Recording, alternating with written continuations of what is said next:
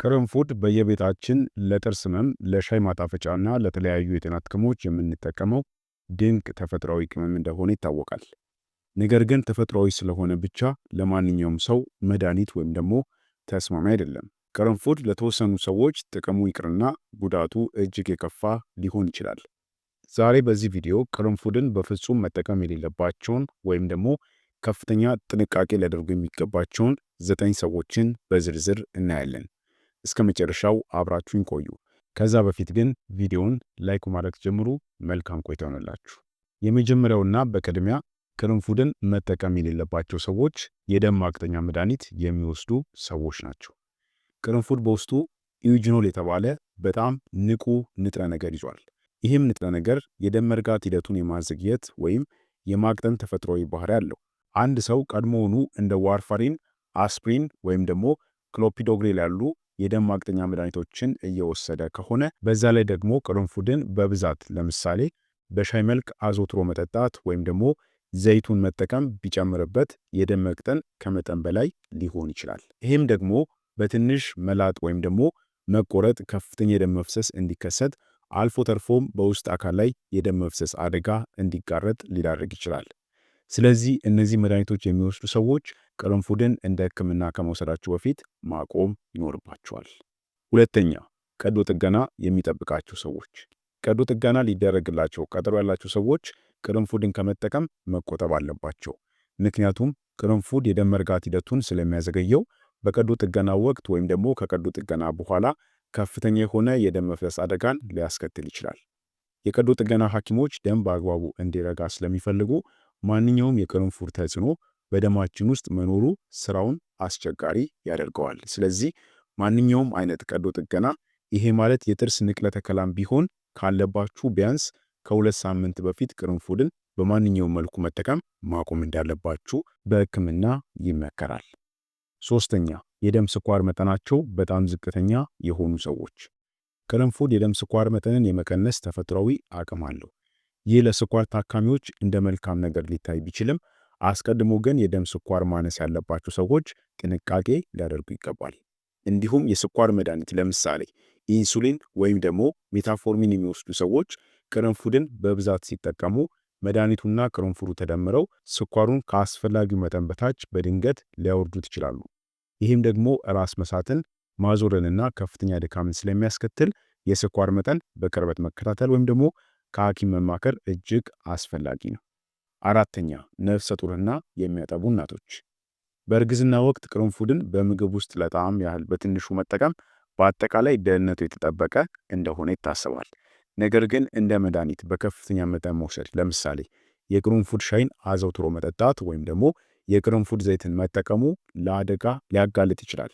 ቅርንፉድ ማህፀን እንዲኮማተር የማድረግ ወይም ደግሞ የመቀስቀስ ባህሪ ስላለው ይህም ደግሞ ያለ ጊዜው መውለድን ወይም ደግሞ የፅንስ መቋረጥን ሊያመጣ ይችላል፣ ሊያስከትል ይችላል። በተመሳሳይ ሁኔታ ለሚያጠቡ እናቶችም ቢሆን በቅርንፉድ ውስጥ ያሉት ጠንካራ ንጥረ ነገሮች በጡት ወተት በኩል አልፈው ህፃኑ ላይ ምን አይነት ተጽዕኖ እንደሚያሳድሩ በቂ ጥናት ስላልተደረገበት ጥንቃቄ ማድረግና ከመጠን በላይ ከመውሰድ መቆጠብ ያስፈልጋል። ይህን ስላችሁ ቅርንፉድ ሙሉ ለሙሉ ለነፍሰ ጡር እናቶችና ለሚያጠቡ እናቶች የሚመከር ነው ማለቴ አይደለም። ነገር ግን አብዝቶ መጠቀም አያስፈልግም ለማለት ነው። አዘውትሮ መጠቀም የለባችሁም፣ ጥንቃቄ ማድረግ ያስፈልጋል። በተለይ ደግሞ የቅርንፉድ ዘይትን እንደ ዘወትር እንዲሁም ደግሞ የቅርንፉድ ሻይን እንደ ዘወትር መጠቀም የለባችሁም ለማለት ያክል ነው። አምስተኛ ደግሞ ህፃናት ናቸው። ለህፃናት የቅርንፉድ ዘይትን በአፍ መስጠት በፍጹም አይመከርም። ምክንያቱም እጅግ አደገኛ የጎንዮሽ ጉዳቶችን ሊያስከትል ይችላል። በህፃናት ላይ የቅርንፉድ ዘይት መጠጣት የጉበት ላይ ከባድ ጉዳትን፣ የሰውነት ፈሳሽ መዛባትን እናም የነርቭ ስርዓት መቃወስን ይሄ ማለት እንደ መንቀጥቀጥ ያሉ ችግሮችን ሊያመጣባቸው ይችላል።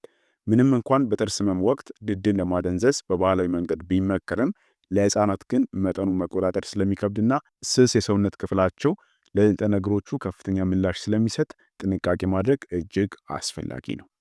ስድስተኛ፣ የጉበት ህመም ያለባቸው ሰዎች። ቅርንፉድ በውስጡ የያዘው ኢዩጂኖል የተባለው ንጥረ ነገር ምንም እንኳን በመጠኑ ሲወሰድ ጠቃሚ ቢሆንም በከፍተኛ መጠን ግን ለጉበት መርዛማ የመሆን ባህሪ ይኖረዋል። ቀድሞውኑ የጉበት በሽታ ወይም ደግሞ የጉበት መድከም ያለባቸው ሰዎች ቅርንፉድን በብዛት ሲጠቀሙ ጉበታቸው ይህንን ጠንካራ ንጥረ ነገር የማጣራት አቅሙ ሊዳከም ይችላል። ይህም ደግሞ የጉበት ሴሎች እንዲጎዱና ህመሙ እንዲባባስ ስለሚያደርገው እንደ መድኃኒት ወይም ደግሞ በከፍተኛ መጠን ከመውሰድ መቆጠብ ይኖርባቸዋል ማለት ነው። ታዲያ ግን የጉበት ህመም ላለባቸው ሰዎች ነው እንጂ ጉበታቸው ጤናማ ለሆኑ ሰዎች ምንም አይነት ጉዳት የለውም። ሰባተኛ የአለርጂ ችግር ያለባቸው ሰዎች። ቅርንፉድ ምንም እንኳን ተፈጥሯዊ ቅመም ቢሆንም አንዳንድ ሰዎች ለቅርንፉድ ወይም ደግሞ በውስጡ ላለው ኢዩጅኖል ለተባለው ንጥረ ነገር ከፍተኛ የሆነ ስሜታዊነት ወይም ደግሞ የአለርጂ ባህሪነት ሊኖራቸው ይችላል። እነዚህ ሰዎች ቅርንፉድን ሲጠቀሙ ወይም ደግሞ ዘይቱ ቆዳቸውን ሲነካቸው እንደ ሽፍታ፣ ማሳከክ፣ የቆዳ መቅላት ወይም ደግሞ ማበጥ ያሉ ምልክቶች ሊታይባቸው ይችላሉ። ይበልጥ ከባድ በሆነ ሁኔታ ደግሞ የመተንፈስ ችግር ወይም ደግሞ የጉሮሮ መዘጋት ሊያጋጥም ስለሚችል ቀደም ብሎ የአለርጂ ምልክት የታየባቸው ሰዎች ቅርንፉድን በማንኛውም መልኩ ከመጠቀም መቆጠብ ይኖርባቸዋል ማለት ነው። ስምንተኛ የኩላሊት ህመም ያለባቸው ሰዎች። ቅርንፉድ በውስጡ የያዛቸው ጠንካራ ንጥረ ነገሮች በተለይ ኢዩጅኖል በሰውነታችን ውስጥ ተፈጭተው የሚወጡት በጉበትና በኩላሊት አማካኝነት ነው። የኩላሊት ስራቸው የተዳከመ ወይም ደግሞ ስር የሰደደ የኩላሊት ህመም ያለባቸው ሰዎች ግን ቅርንፉድን በከፍተኛ መጠን ለምሳሌ በየቀኑ የቅርንፉድ ውሃ ቢጠጡ ወይም ደግሞ ሲጠቀሙ ኩላሊታቸው እነዚህ ንጥረ ነገሮች የማጣራት አቅም ስለሚያጥረው በሰውነት ውስጥ ተከማችተው መርዛማነትን ሊፈጥሩ ይችላሉ። ይህም ደግሞ በኩላሊት ላይ ተጨማሪ ጫና በመፍጠር የህመሙን ሁኔታ ሊያባብሰው ስለሚችል እነዚህ ሰዎች ጥንቃቄ ማድረግና ከመጠን በላይ ከመውሰድ መቆጠብ አለባቸው ማለት ነው። ዘጠነኛ የጨጓራ ቁስለት ያለባቸው ሰዎች። ቅርንፉድ በባህሪው የሚለበልብ የሚፋጅና እጅግም ጠንካራ የሆነ የቅመም አይነት ነው። የጨጓራ ቁስለት ያለባቸው ሰዎች የጨጓራቸው ውስጠኛው ሽፋን ስለሚላጥ ወይም ደግሞ ስለሚቆስል እንደ ቅርንፉድ ያሉ የሚያቃጥሉ ነገሮችን ሲወስዱ ቁስሉን ይበልጥ ሊያቆስሎና ህመሙንም ሊቀሰቅሶ ይችላል። በተለይም በባዶ ሆድ የቅርንፉድ ሻይን ወይም ደግሞ ውሃውን መጠጣት የጨጓራ መቃጠልን፣ ቁርጠትንና ምቾት ማጣትን ስለሚያባብስ የጨጓራ ህመም ያለባቸው ሰዎች አጠቃቀማቸው መቀነስ ወይም ደግሞ ሙሉ በሙሉ መተው ይኖርባቸዋል ማለት ነው።